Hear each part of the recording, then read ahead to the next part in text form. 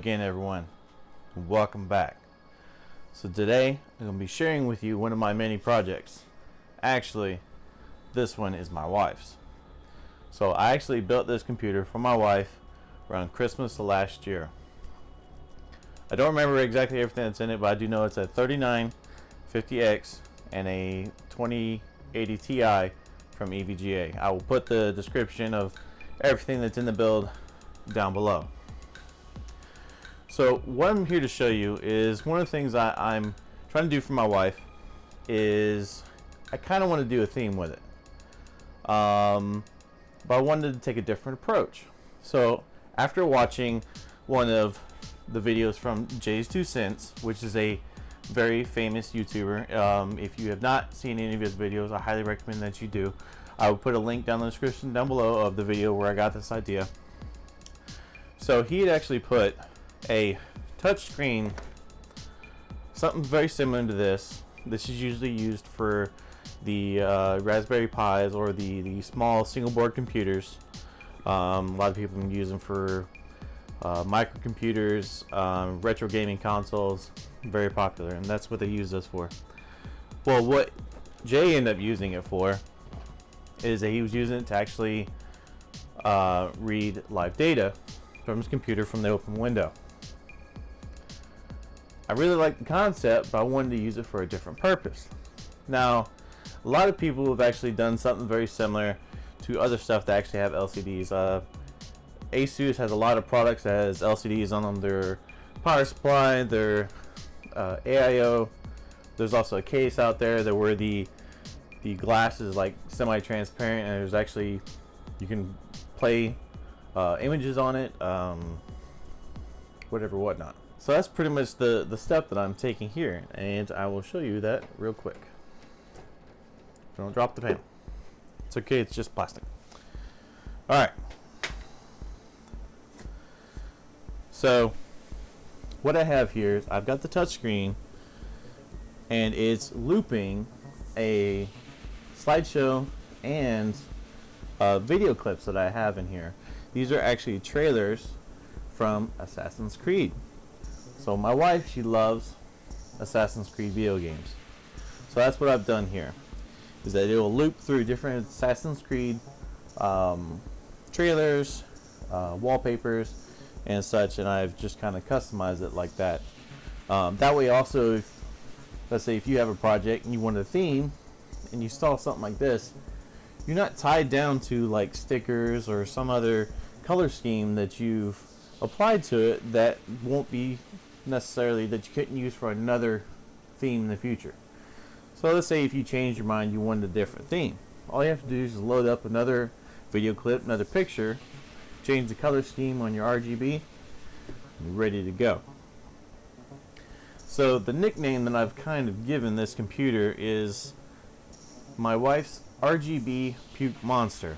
So she wanted as many lights as possible. I originally had it set up for all blue color setup for this case, because this is actually the deep cool Tesseract case. So I tried to do like a Marvel theme for her and just have it all blue, look like a Tesseract cube. This is what she ended up picking. So I know it's going to set some people off. So I do have the screen sitting right in front of the GPU right here, kind of blocking the fans.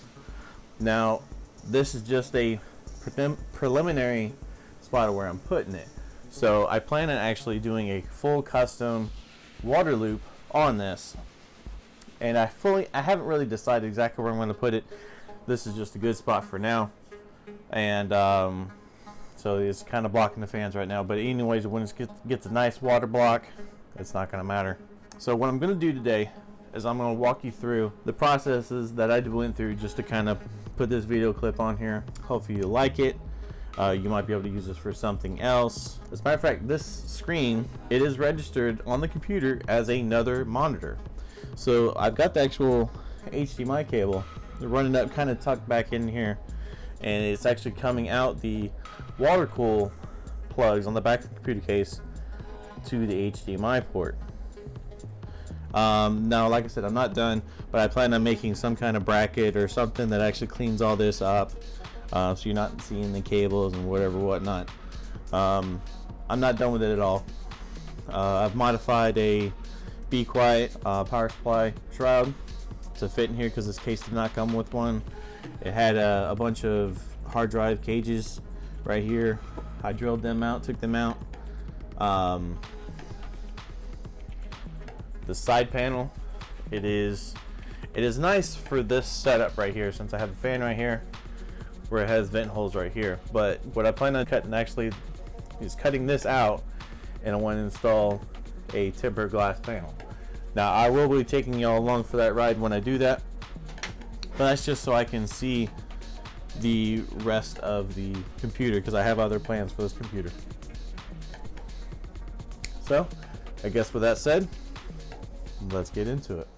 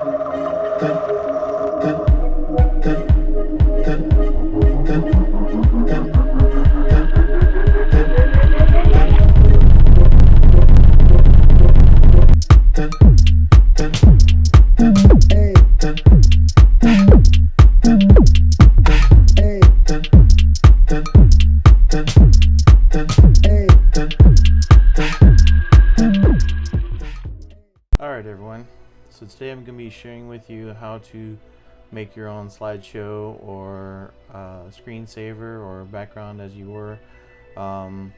Please bear in mind that some of this information might seem very basic to you, but just be mindful that not everybody's going to know how to do this. So I'm just going to start from the beginning.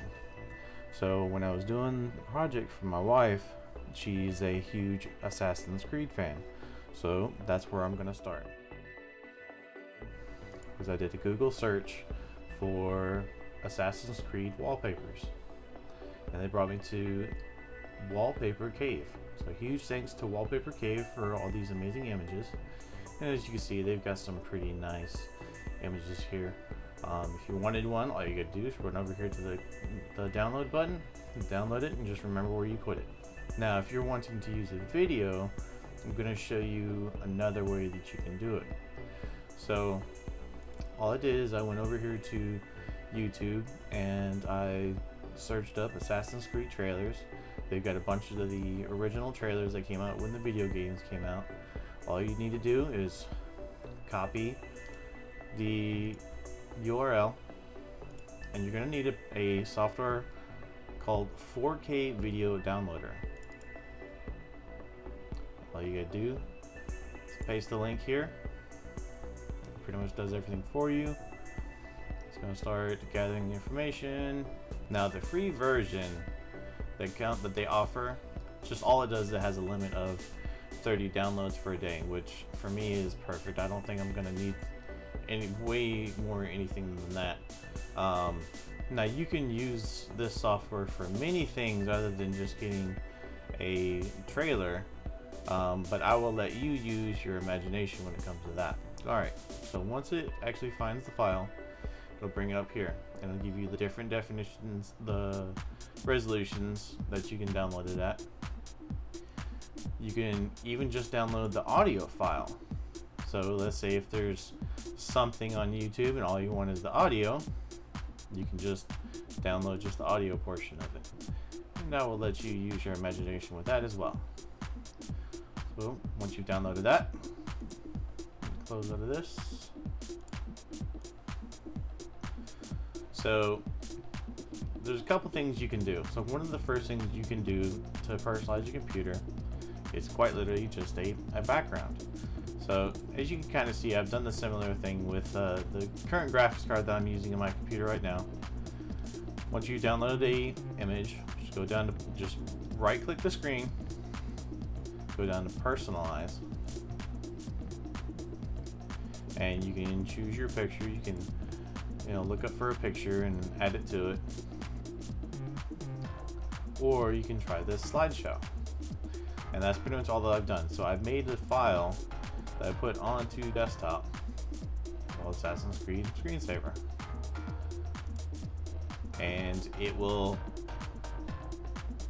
stay on your back screen, and the image will change every couple minutes or however long you change. I think the shortest time, unfortunately, is 1 minute, and you can go up from there. I personally don't care for this style myself.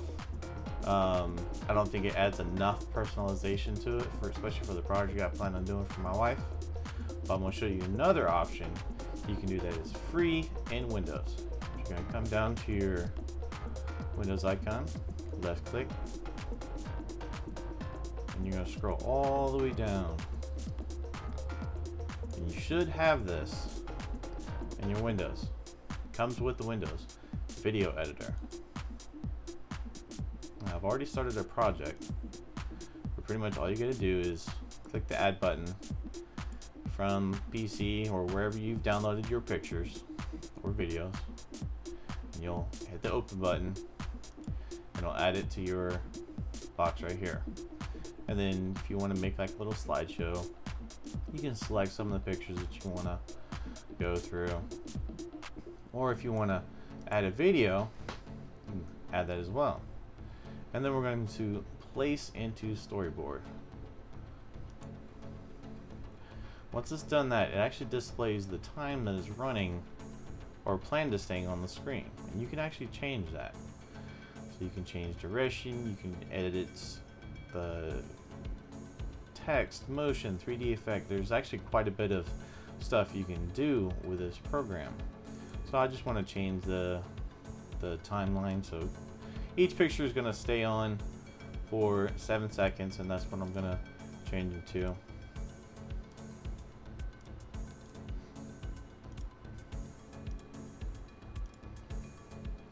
So you can preview it here. Video is going to go through.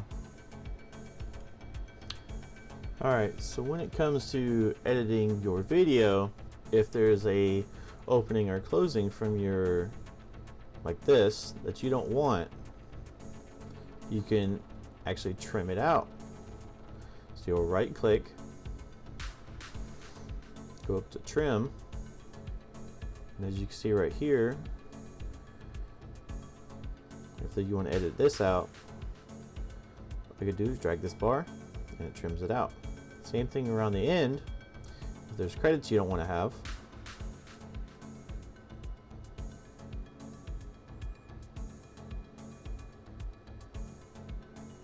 drag the bar, done. You can move around your clip into a different part. You can preview it.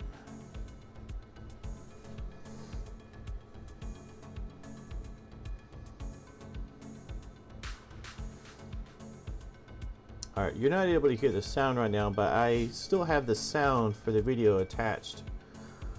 And if you want to remove that from your clip, All you gotta do is come down to the speaker symbol.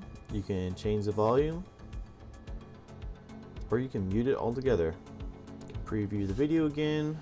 Goes from wall screen or wallpaper to your video. When you go to finish your video, you'll export it. You can change your quality. So I'm gonna do it at 1080p. Use hardware accelerator. This will use your GPU to make it faster depending on the length of the video. When you export it, it'll be a MP4. Alright, so another option for editing your clip, which will probably be more expensive, is a program very similar to Adobe Premiere Pro or Adobe Premiere if that's what you want to use. And you can actually change transitions between videos, you can change color, you can change audio, you can add audio, subtract audio, you can see it morph. It's pretty cool, I like that one. And go straight into your video. There's a lot of stuff you can do with programs like this. Alright, so once you've made your video or slideshow, however you want to put it, you should have an MP4 file. So where I put mine in my desktop Assassin's Creed folder, and here is my Assassin's Creed screensaver. Now the next thing I would highly recommend for this purpose is having K-Lite, which is a media player device, as your default video player, and I will show you how to go about doing such. The other reason why I like K-Lite because I like the options of it better than the ones found on Windows Media Player. So we're going to go to Google, we're going to search up K-Lite. It's going to bring you to this codec guide, and here's the different spots where you can download it. I'll put the link down in the description down below. Once you've downloaded it, you need to make it your default media player for video. So go down to your Windows, Settings. You're going to go over here to Apps.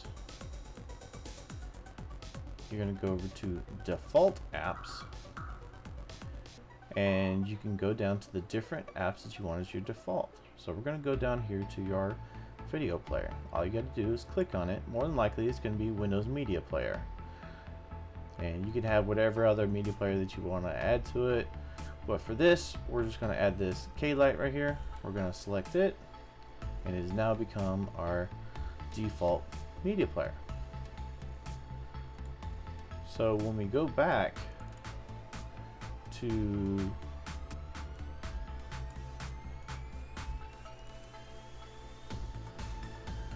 my screensaver, we double click on it, we'll bring up the windows, and I'll immediately start playing. And as you can see, the transitioning, and this is how it will cycle on your computer.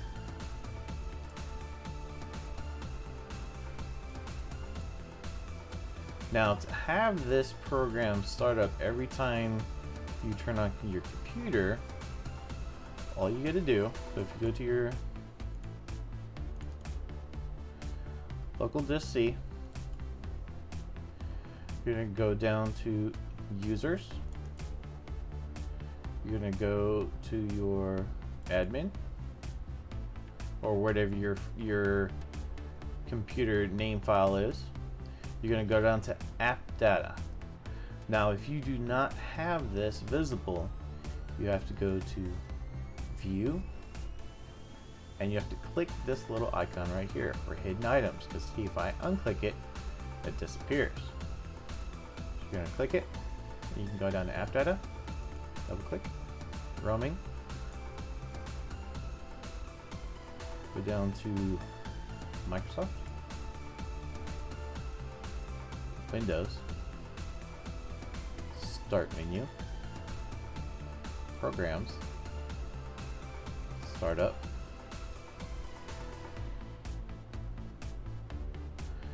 and right here, whatever programs you add to this will actually be part of your startup. All you got to do is paste. It'll paste your file into your starter programs. Alright, so once that is started, has been added to your startup, every time you start up your computer, this program will be running. Let's close out of that. But we want to make sure that the video will play in full screen and will be on constant repeat. So we're going to go back.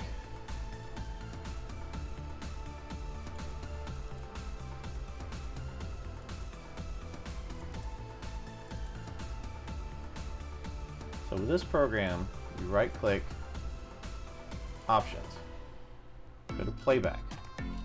Now select this button right here, repeat forever.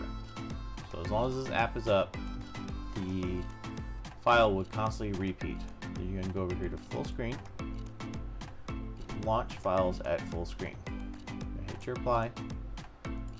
So every time that your computer starts up, this screen will be at full screen and will repeat forever. Now to make sure that it plays on your miniature screen, unfortunately you have to set your miniature screen as the default or your main screen. Come down here to display settings, and whichever one is your small screen, you're going to select on it, and you have to make this my main display. So your screensaver slideshow will always be on this screen on startup. And I think that about wraps it up. So as you can see, just by some simple tricks, especially that are free to use in Windows, you can also have something very similar to this, or maybe y'all might even be able to come up with some better ideas. If y'all come up with something really awesome that you would like to share, please put it down in the comments below. I'd love to see it. One other thing that I forgot. So Jay had actually mentioned about using a USB micro, I believe it's a micro, to a USB header on the motherboard. Now the whole purpose of this, one, I like it because you're not running another cable outside the case to a USB on the back, but also because sometimes if you don't have it set up in the BIOS, the motherboard will still supply power to the USBs on the back. So what the problem that you'll have with that is that this screen will actually stay powered on, but it'll say no signal. So with this setup, it'll actually run it straight to the motherboard, and when the motherboard powers off, this will power off. Now there is other ways to fix this. You can actually go into the BIOS and set that where the USBs will shut off when the motherboard shuts off. It may just be more complicated than you're wanting to deal with. Plus, I like this setup. I think it's a little bit cleaner. Just kind of run it. It's what actually powers the monitor, and you just run it back and run it to a USB plug on, or USB header. Can't talk. USB header on the motherboard to power everything up. And so one of the downsides is because if you set this monitor as your primary monitor, some of your applications, when you click on them, especially for the first time, they're going to pop up on this screen, which can be annoying. The other way around it is you set your other monitors as your main monitor, and then every single time it boots up, you just drag this on over. I mean, whatever makes it more comfortable for you. My wife has dealt with it. With all the programs run on this, usually after you've done drag it over to the other side, the next time you actually try to operate them, they'll load on your other screen. But for some reason, when this program starts up, it always goes to the screen. So, well, I think that's all I have for today on this beauty right here. I'm not done with it by far. I've got a lot of plans for it with water cooling and some other fun stuff that I plan on doing. I will take y'all along for the ride. So hit that like button, hit that subscribe button. I shall see you in the next one.